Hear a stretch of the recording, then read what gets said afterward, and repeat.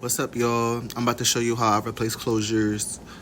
This is pretty much like the easiest way. When I first seen it, I was like, that's too much work. Like, it would be just simply easier to just take off the closure, replace it like regular.